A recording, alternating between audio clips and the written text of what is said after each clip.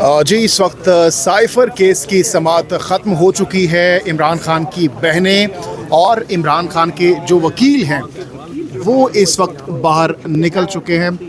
सलमान सफदर साहब जो हैं वो इस वक्त आ रहे हैं, उनसे हम पूछेंगे कि क्या कुछ आज की समाअत में हुआ।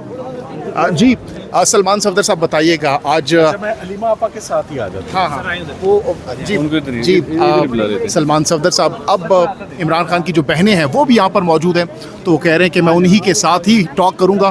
तो आइए उनसे गुफ्तगू करते हैं, पूछते हैं कि अंदर आज क्या कुछ हुआ है। जी सलमान सफदर साहब बताइएगा।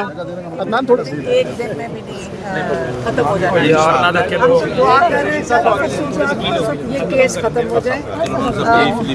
कहाँ से आ गए? देखिए, हमारे बहुत मुकम्मल दलाइल हम दे चुके हैं और बेंच बहुत सारे पॉइंट्स पर ऑलरेडी क्लियर है। हमें इस बात पर कुछ क्रिटिसिज्म का सामना करना पड़ा कि साइफर केस बहुत स्लो चला है। मैं साइफर केस स्लो क्यों चला है, मैं उस पर 2-3 बातें ज़रूर करना चाहूँगा। पहली बात यह है कि जब जज साहिबान स्लो असिस्टेंस और एक केस को समझना चाहें कि केस ऑफ फर्स्ट इम्प्रेशन है और उस पर पहली दफ़ा हाई कोर्ट फैसला लिखने जा रही है, इसका ये भी बेस्ट इंडिकेटर है कि इस तरह के एक्शंस पर आज दिन तक पाकिस्तान या हिंदुस्तान में कभी किसी प्राइम मिनिस्टर या फॉरेन मिनिस्टर की प्रोसिक्यूशन कभी हुई नहीं है। तो ये केस ऑफ फर्स्ट इम्प्रेशन, इसे कहते हैं हाथ सीधा करना आसान ज़ुबान में, कि ये पहली दफ़ा हाथ सीधा किया जा रहा है। इन अदर वर्ड्स, ये क्रिमिनलिटी है भी या नहीं ये देखना है।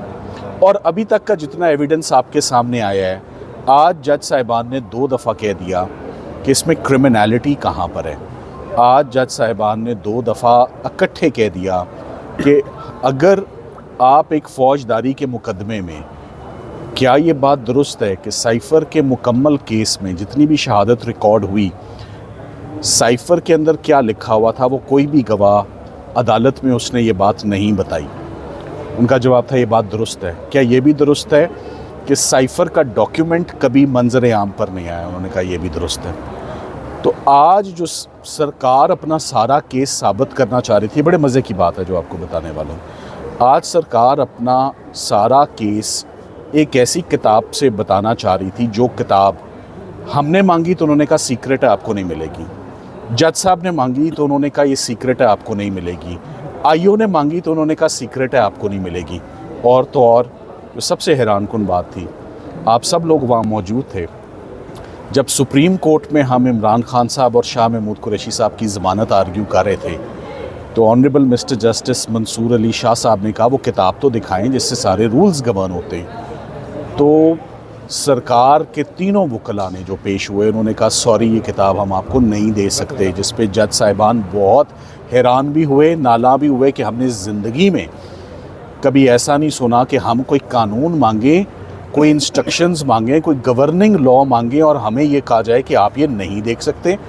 सो जिस कानून को कोई देख नहीं सकता, उस कानून में जज साहिबान ने आज एक आहिस्ता आहिस्ता करते करते एक सवाल पूछा कि क्या ये बात दुरुस्त है कि आप इस केस में सज़ाए मौत मांगते रहे, और क्या ये बात दुरुस्त है कि जज साहब ने सज़ाए मौत तो नहीं, आपकी झोली में ठीक ठाक सज़ा जो है वो दे दी हुई है, 10-10 साल और 2-2 साल दे दी है। उन्होंने कहा ये बात दुरुस्त है। तो उन्होंने कहा ये आपने सज़ाएं ली हैं साइफ़र या उसके कंटेंट्स या किताब जिससे ये मुस्तफ़ीद हो सकते थे, उसको दिए या सामने लाए बग़ैर।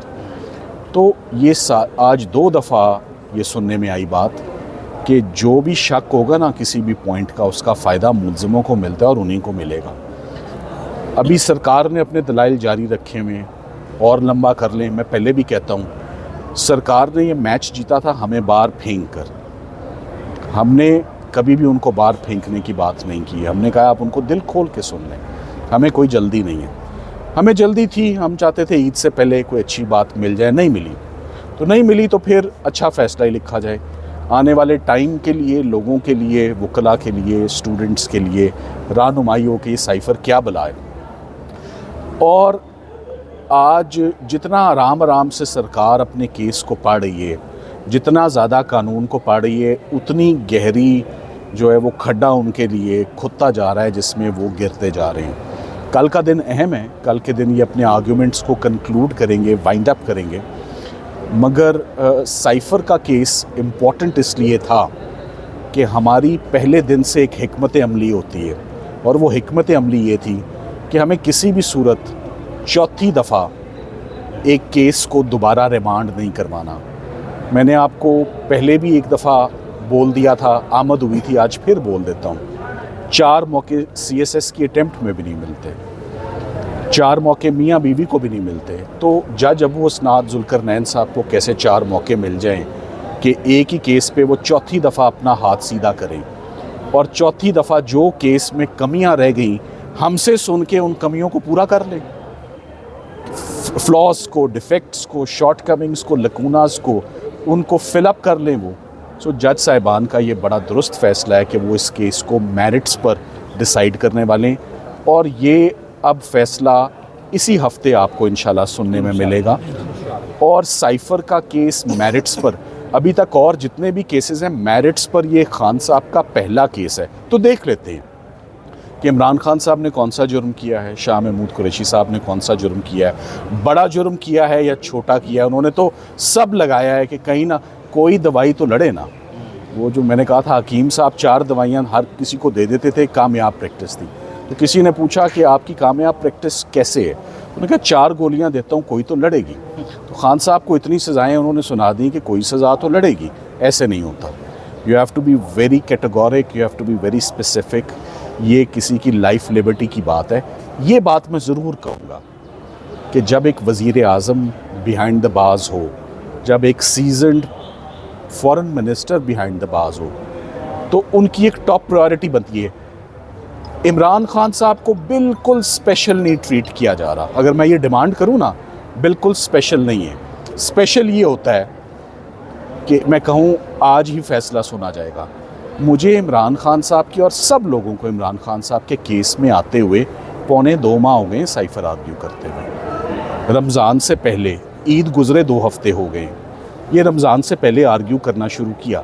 सो अब बहुत मुनासिब होगा इंशाल्लाह, मेरी जज साहब से यही तवक्को होगी कि साइफ़र का केस एक आध दिन में सरकार अपने दलाइल मुकम्मल करके, तो हमें जो हक है, अगर एविडेंस को स्मैश हुए 15 दिन हो गए हैं और ख़ान साहब और शाह साहब अगर अभी भी बिहाइंड द बार्स हैं, तो ये ज़्यादती है। हमने ज़मानत किसी दिन नहीं मांगी, ना ज़मानत मांगेंगे हम।